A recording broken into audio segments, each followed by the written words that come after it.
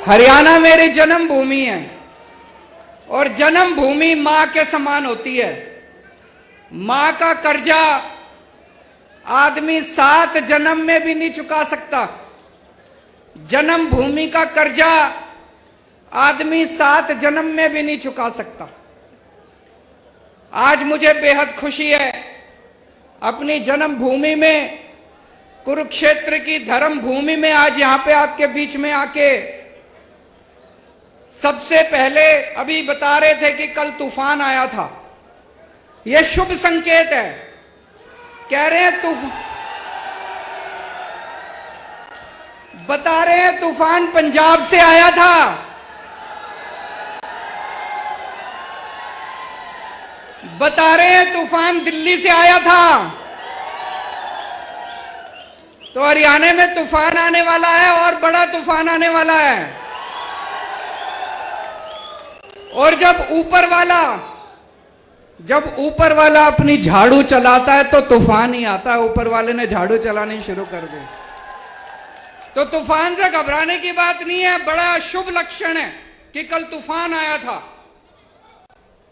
सबसे पहले मैं हरियाणा के सारे किसानों को बधाई देना चाहता हूं, शुक्रिया अदा करना चाहता हूं। हरियाणा के और पंजाब के किसानों ने मिलके जिस तरह से इतनी अहंकारी सरकार को झुका दिया, 1 साल तक आंदोलन किया, 1 साल तक 36 बिरादरियों ने मिलके सारे धर्म, लेकिन किसान हटे नहीं। अंत पंत में सरकार को तीनों कानून वापस लेने पड़े। दोस्तों, कहते हैं ना, अहंकार तो रावण का भी नहीं बन चलता। इनको घमंड हो गया था कि इनके सामने किसी की नहीं चलेगी। तो दोस्तों, त्रेता युग में रामचंद्र जी ने रावण का घमंड तोड़ा था। द्वापर युग में कृष्ण जी ने कंस का घमंड तोड़ा था और कल युग में किसानों ने भाजपाइयों का घमंड तोड़ा था।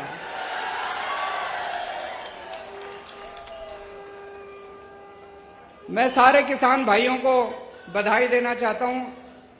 दोस्तों, मेरे को राजनीति करनी नहीं आती, मेरे को पॉलिटिक्स करनी नहीं आती। मैं सीधा साधा छोरा हूं।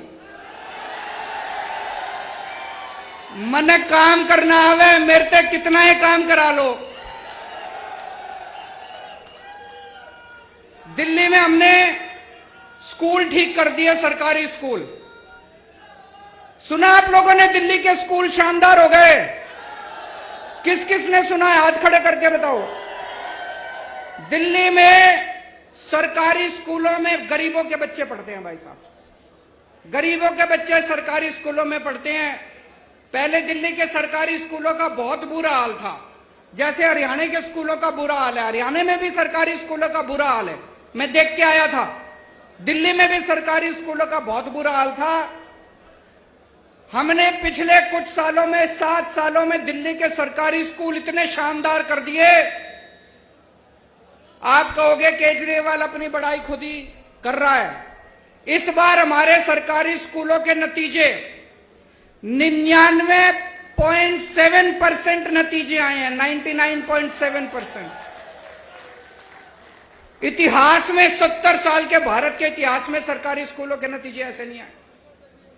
और भाई साहब, इस साल 4 लाख बच्चों ने प्राइवेट स्कूलों से नाम कटा के सरकारी स्कूलों में भर्ती कराए हैं। अपने बड़े बड़े, अब अमीर लोग भी अपने बच्चों को सरकारी स्कूलों में भेज रहे हैं। बड़ी बात है भाई साहब, है कि नहीं है? अभी 2 साल पहले अमेरिका के राष्ट्रपति, अमेरिका तो दुनिया का सबसे बड़ा देश है, सबसे शक्तिशाली, अमेरिका के राष्ट्रपति इंडिया आए थे।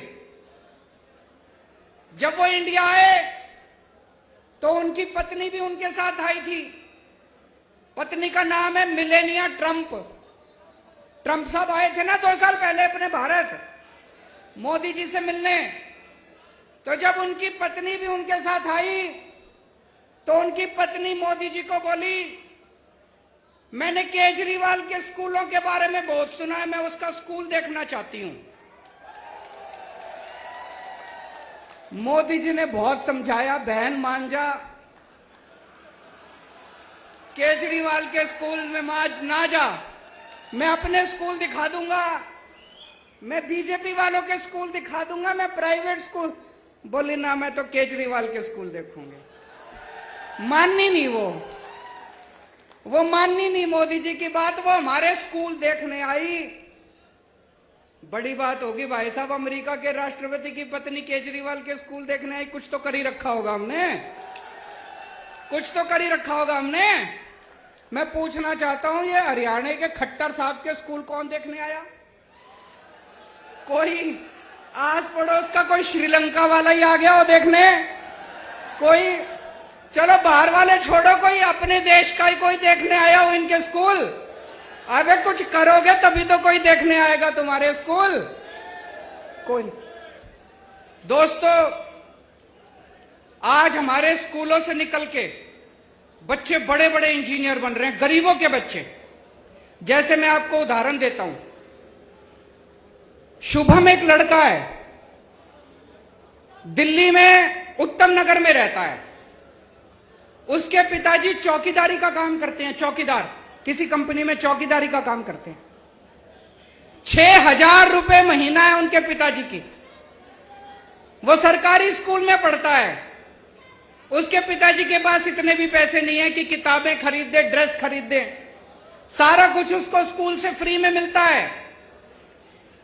दिल्ली के स्कूल इतने शानदार हो गए, इस बार शुभम ने आईआईटी की परीक्षा दी। आईआईटी मतलब देश का सबसे बड़ा इंजीनियरिंग कॉलेज।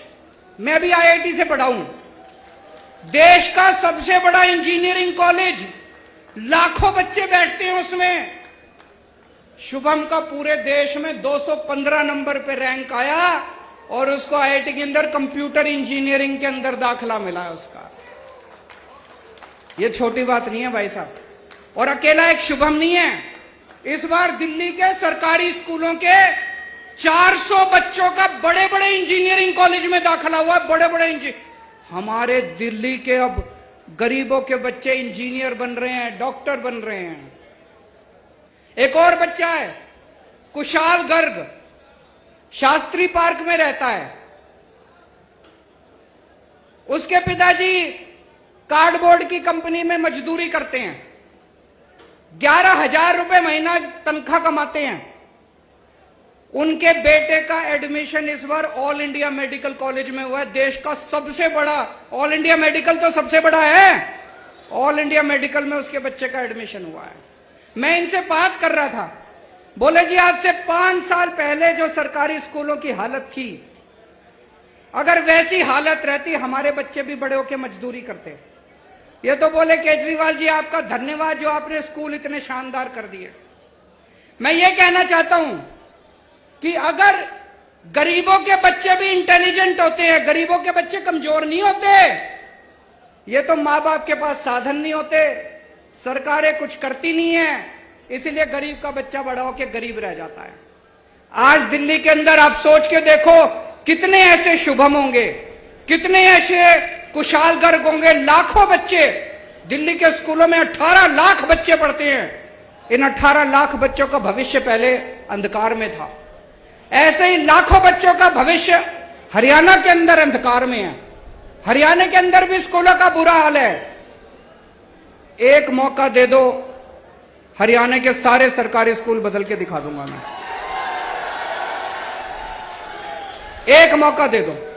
दिल्ली में करके आया हूं, हवा में बात नहीं कर रहा, दिल्ली में करके आया हूं। हरियाणा के भी सारे स्कूल बदल दूंगा। गरीबों के बच्चों को अच्छा भविष्य मिलना चालू होगा। गरीबों के बच्चे भी डॉक्टर बनेंगे, इंजीनियर बनेंगे, वकील बनेंगे। और ये जितने प्राइवेट स्कूल वाले हैं सारे खराब नहीं है, लेकिन कई प्राइवेट स्कूल वालों ने गुंडागर्दी मचा रखी है। मचा रखी है कि नहीं मचा रखी? जब मर्जी फीस बढ़ा देते हैं। कभी कहेंगे development charge, picnic charge, library charge, फलाना चार्ज, ढिमका चार्ज। दिल्ली में 7 साल से हमने इनको प्राइवेट वालों को फीस नहीं बढ़ाने दी। उल्टे इनका सबको ऑडिट कराया, कई लोगों को पैसे वापस कराए हैं प्राइवेट स्कूल वालों से, कभी नहीं हुआ होगा ऐसा। तो आज इतने सारे लोग हैं, मैं आपसे पूछना चाहता हूं, कौन कौन अपने बच्चों को इंजीनियर बनाना चाहता है? कौन कौन अपने बच्चों को डॉक्टर बनाना चाहता है? कौन कौन अपने बच्चों को वकील बनाना चाहता है? सारे जने हमारे साथ आ जाओ। और जो जो लोग अपने बच्चों को गुंडा बनाना चाहते हैं, हाथ खड़े करो। जो जो अपने बच्चों को दंगई बनाना चाहते हैं, गुंडे बनाना चाहते हैं, बलात्कारी बनाना चाहते हैं, उनके साथ चले जाओ। उनकी पार्टी, सारे इनकी पार्टी में लुच्चे, लफंगे, दंगई, बलात्कारी सारे भरे पड़े हैं इनकी पार्टी के अंदर। सुबह से शाम तक गुंडागर्दी करते घूमते हैं। या तो ये खुद गुंडागर्दी करते हैं, नहीं तो देश में पता चल जाए कहीं गुंडागर्दी हो गई, उनका जाके सम्मान करते हैं, गुंडों का सम्मान करते हैं, दंगा करने वालों का सम्मान करते हैं। अभी थोड़े दिन पहले कुछ गुंडों ने मेरे घर पे हमला कर दिया। आपने पढ़ा होगा, अखबारों में, टीवी में देखा होगा। कुछ गुंडों ने हमला कर दिया। इन्होंने उन सारे गुंडों का अगले दिन सम्मान करा। ऐसे देश आगे बढ़ेगा। किसानों के ऊपर इनके आदमियों ने गाड़ी चढ़ा दी उत्तर प्रदेश के अंदर। इनकी पूरी की पूरी पार्टी ने बड़े बड़े वकील खड़े कर दिए उसको बचाने के लिए, जिसने किसानों के ऊपर गाड़ी चढ़ाई थी। देश में कहीं बलात्कार हो जाए, देश में कहीं बलात्कार हो जाए, इनकी पार्टी पहुंच जाती है बलात्कारियों का सम्मान करने के लिए, शोभा यात्रा निकालने के लिए। आप क्या सुनते हो इनके बारे में? यही सुनते हो, इन्होंने यहां दंगा कर दिया, यहां मारपीट कर दी, यहां गुंडई कर दिया। और आम आदमी पार्टी के बारे में क्या सुनते हो? यहां पे इन्होंने स्कूल बना दिया, यहां अस्पताल बना दिया, यहां बिजली ठीक कर दी, यहां पानी ठीक कर दिया, यहां सड़कें ठीक कर दी। आम आदमी पार्टी शरीफों की पार्टी है। आम आदमी पार्टी देशभक्तों की पार्टी है। आम आदमी पार्टी ईमानदार लोगों की पार्टी है। हम देश की सोचते हैं, हम इनकी तरह गुंडागर्दी नहीं करते। अमेरिका में कोई गुंडागर्दी कर दे तो वो जेल जाता है। इंडिया में कोई गुंडागर्दी कर दे तो इनकी पार्टी में जाता है। यूरोप में कोई बलात्कार करे तो वो जेल जाता है। इंडिया में कोई बलात्कार करे तो इनकी पार्टी में जाता है। कैसा भारत चाहते हो आप लोग? गुंडों का भारत चाहते हो? दंगइयों का भारत चाहते हो कि विकास और तरक्की वाला भारत चाहते हो? मैं आप लोगों से पूछना चाहता हूं, पिछले 7 साल हो गए अब खट्टर साहब को सरकार चलाते। 7 साल से खट्टर साहब की सरकार है। खट्टर साहब ने कितनी नौकरियां दी आप लोगों को? हरियाणा के बच्चों को कितनी नौकरियां दी खट्टर साहब ने? मैंने दिल्ली में पिछले 7 साल में 12 लाख नौकरियां दी है। 12 लाख बच्चों को नौकरियां दी। मैंने 12 लाख बच्चों को नौकरी दी। और मैं हवा में नहीं बात कर रहा, वेबसाइट पे पूरा डेटा पड़ा है। हमारी वेबसाइट पे चले जाना, वेबसाइट पे सारा डेटा है। मैंने 12 लाख बच्चों को नौकरियां दी हैं और अगले 5 साल में 20 लाख बच्चों को नौकरी देने का पूरा प्लान बनाया है। मैं नौकरी दे सकता हूं, ये नहीं दे सकते। ये कभी यही नौकरी नहीं देंगे आपको। ये कभी आपके बच्चों को नौकरी नहीं देंगे। क्यों? क्योंकि इनको अपनी पार्टी के लिए बेरोजगार गुंडों की जरूरत है। आपके बच्चों को दंगा कराना सिखाएंगे, गुंडाई करना सिखाएंगे, अपने बच्चों को विदेश भेजते हैं पढ़ने के लिए ये लोग। अभी मेरे को एक भाई बता रहा था, हरियाणा में सारे पेपर लीक हो जाते हैं। जितने भर्तियों के पेपर होते हैं सारे लीक। ऐसा है क्या जी? ये मेरे को एक लिस्ट दी है एक भाई ने। ये 2020 में HSC जूनियर ड्राफ्टमैन का पेपर लीक हो गया। 2020 में हरियाणा पुलिस भर्ती का पेपर लीक हो गया। 2021 में पेपर पुलिस भर्ती का फेर पेपर लीक हो गया। 2021 में कुरुक्षेत्र स्वास्थ्य विभाग का पेपर लीक हो गया। 2022 में HSSC पद की भर्ती का पेपर लीक हो गया। 2022 में ग्राम सचिव और पटवारी की भर्ती का पेपर लीक हो गया। 2022 में ही TGT भर्ती का पेपर लीक हो गया। 2022 में ही डेंटल सर्जन की भर्ती का पेपर। खट्टर साहब आपसे एक पेपर नहीं कराए जाते, सरकार क्या चलाओगे? एक पेपर नहीं करवा सकता जो आदमी, एक पेपर नहीं करा सकता, वो सरकार क्या चलाएगा? गलत तो नहीं कह रहा भाई साहब? मैं अभी गुजरात गया था, वहां भी पता चला सारे पेपर लीक हो रहे हैं, वहां भी बीजेपी की सरकार है। मैं हिमाचल प्रदेश गया था, वहां भी सारे पेपर लीक हो रहे हैं। एक Guinness book of world record है, सुना है आपने? दुनिया के सारे बड़े बड़े रिकॉर्ड उसमें होते हैं। अभी उनकी कल मीटिंग हुई है शाम को, गिनीज बुक वालों की। उसमें भारतीय जनता पार्टी का नाम लिखा जा रहा है, सबसे ज्यादा पेपर लीक करवाने वाली पार्टी भारतीय जनता पार्टी। इनकी सरकारों से पेपर नहीं होते, इनसे स्कूल नहीं बनते, इनसे बिजली ठीक नहीं होती, इनसे अस्पताल नहीं बनते। क्यों बोझ उठा के घूम रहे हो? इनको उखाड़ के फेंको, अब ईमानदार पार्टी आ गई। कई बच्चे आर्मी में भर्ती होना चाहते हैं, देश की सेवा करना चाहते हैं। 2020 के बाद से आज तक आर्मी की भर्ती नहीं खुली, आर्मी की भर्ती के पेपर नहीं करवाए इन्होंने। आज इस मंच के जरिए मैं केंद्र सरकार से और प्रधानमंत्री जी से अपील करना चाहता हूं, 1 लाख से ज्यादा आर्मी के अंदर खाली स्थान हो चुके, इनकी जल्दी से भर्तियां खोली जाए। बच्चे ओवरेज हो रहे हैं। मैंने सुना अभी भिवानी के अंदर एक यंग लड़का पवन, जो आर्मी में जाना चाहता था, भर्ती होना चाहता था फौज में, उसने खुदकुशी कर ली। हमारे नौजवान खुदकुशी कर रहे हैं, तो ये आर्मी की भर्तियां क्यों नहीं खोल रहे? मैं प्रधानमंत्री जी को कल चिट्ठी भी लिखूंगा, उनसे निवेदन करूंगा कि आर्मी की भर्तियां तुरंत खोली जाएं, ताकि हमारे बच्चे फौज के अंदर भर्ती हो सकें। दिल्ली में हमने पहले सरकारी अस्पतालों का भी दिल्ली में बहुत बुरा हाल था, हमने सारे सरकारी अस्पताल शानदार कर दिए, खूब सारे मोहल्ला क्लिनिक कर दिए, और दिल्ली में 2 करोड़ लोग हैं, हमने सबका इलाज मुफ्त कर दिया, चाहे कितनी बड़ी बीमारी क्यों ना हो, चाहे लाखों रुपए क्यों ना लगते हो। मैं आपको एक उदाहरण देता हूं। एक मोनिका बहन है, लक्ष्मी नगर में रहती है।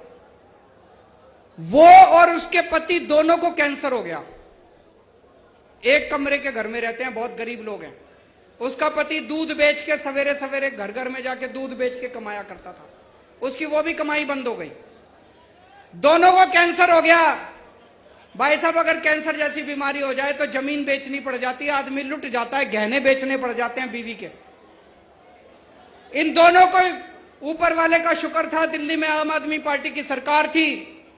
ये LNJP हॉस्पिटल में गए, शानदार हॉस्पिटल, सारा इलाज इनका मुफ्त हो गया, दोनों ठीक हो गए और अब दोनों ठीक होकर अपना काम कर रहे हैं। दोस्तों, ऐसे करोड़ों करोड़ों लोग जिनके बच्चे सरकारी स्कूलों में पढ़ रहे हैं, जिनका इलाज सरकारी अस्पतालों में हो रहा है, इन लोगों की हमें दुआएं और उनके आशीर्वाद मिलते हैं, जिसकी वजह से आज आम आदमी पार्टी इतनी तरक्की कर रही है। दिल्ली में हमने बिजली 24 घंटे कर दी। पहले दिल्ली में बहुत हरियाणा में बिजली जाती है नहीं जाती? मेरे को पता चला खूब पावर कट लगते हैं। दिल्ली में 24 घंटे कर दी, हरियाणा में भी 24 घंटे बिजली चाहिए नहीं चाहिए? दिल्ली में केवल 24 घंटे बिजली नहीं करी, फ्री बिजली भी कर दी। फ्री बिजली चाहिए नहीं चाहिए? एक बारी हाथ खड़े करके बताओ, फ्री बिजली जिसको चाहिए। फ्री बिजली चाहिए तो सरकार बदलनी पड़ेगी, या खट्टर तो फ्री बिजली, खट्टर साहब तो नहीं करेंगे फ्री बिजली। अभी हमें पता चला पंजाब में हमारा एक मंत्री अफसरों से पैसे मांग रहा था। हमारा हेल्थ मिनिस्टर पंजाब का अफसरों से पैसे मांग रहा था। मीडिया को नहीं पता था, विपक्षी दलों को भी नहीं पता था। कोई और पार्टी होती तो क्या करती? उसको कहती थोड़ा बहुत पार्टी फंड में भी जमा करा, सारा खुद मत खा, यही कहते। कोई और मुख्यमंत्री होता तो क्या करता? कहता आधा मेरे को दे, आधा खुद रख। आम आदमी पार्टी ऐसी नहीं है। हमने उस मंत्री को बर्खास्त करके उसको सीधा जेल में कर दिया हमने। दिल्ली में हमारा एक मंत्री, एक राशन वाले से मेरा मंत्री पैसे मांग रहा था, 2015 की बात है। मेरे पास ऑडियो रिकॉर्डिंग आई, किसी विपक्ष को नहीं पता था, किसी टीवी चैनल वाले को नहीं पता था। मैंने तुरंत अपने मंत्री को बर्खास्त करके उसको सीबीआई को सौंप दिया। इसीलिए कहते हैं आम आदमी पार्टी कट्टर ईमानदार पार्टी है। कट्टर ईमानदार मतलब मेरा बेटा भी अगर कल को बदमाशी करेगा तो उसको बख्शूंगा नहीं, उसको छोड़ूंगा नहीं। किसी की भी बेईमानी बर्दाश्त नहीं की जाएगी। इनकी पार्टियों में भ्रष्टाचारी नहीं बैठे क्या? इन लोगों की पार्टी में भ्रष्टाचारी नहीं बैठे? कितने भ्रष्टाचारी हैं? आज तक इन्होंने एक को भी निकाला हो भ्रष्टाचार में तो बता दो। आज तक इन्होंने एक को भी जेल भेजा हो, क्यों नहीं भेजते? पैसा ऊपर तक जाता है भाई साहब, पार्टी के अंदर भी पैसा ऊपर तक जाता है। जाता है कि नहीं जाता है? दिल्ली तक जाता है इनका पैसा। हिम्मत नहीं है इनको निकालने की। केवल आम आदमी पार्टी है जो आज देश में एक ईमानदार सरकार दे सकती है। हमने दिल्ली में भ्रष्टाचार खत्म करा, पंजाब में भ्रष्टाचार खत्म करा, अब हरियाणा में भी भ्रष्टाचार खत्म करेंगे। यहां पे भी मेरे को बताया गया प्रॉपर्टी आईडी करके है, उसमें खूब पैसे चलते हैं। चलते हैं कि नहीं चलते? नगर निगम का चुनाव आने वाला है। इस नगर निगम के चुनाव में आप अपनी ताकत दिखा दो, जैसे पंजाब के लोगों ने अपनी ताकत दिखाई थी, जैसे दिल्ली के लोगों ने ताकत दिखाई थी। इन सारी पार्टियों को उखाड़ फेंको, एक मौका दो, नगर निगम को भी साफ करेंगे झाड़ू से, सारा भ्रष्टाचार दूर करेंगे और उसके बाद 2024 में हरियाणा को भी पूरे को साफ करेंगे, भ्रष्टाचार दूर करेंगे। नंबर 1 देश बनाना। भारत दुनिया का नंबर 1 देश बन सकता है। भारत के लोगों में बहुत ताकत है, भारत के बच्चों में, युवाओं में बहुत ताकत है। मेरा मकसद है, कई मेरे से पूछते हैं पत्रकार, आप कौन सी पार्टी के साथ अलायंस करोगे? मेरे को यह अलायंस करना नहीं आता। मैं 130 करोड़ लोगों का अलायंस बनाऊंगा इस देश के। किसानों का अलायंस बनाएंगे, मजदूरों का अलायंस बनाएंगे, डॉक्टरों का अलायंस बनाएंगे, इंजीनियर का अलायंस बनाएंगे और इस देश के 130 करोड़ लोगों को मिलके भारत को दुनिया का नंबर 1 देश बनाएंगे। दोस्तों, भारत माता की। जिस पे रंग चढ़े न दूजा। सभी साथियों का बहुत बहुत धन्यवाद। आपने कुरुक्षेत्र की धरती से जो आगाज किया उसके लिए आप सबका धन्यवाद।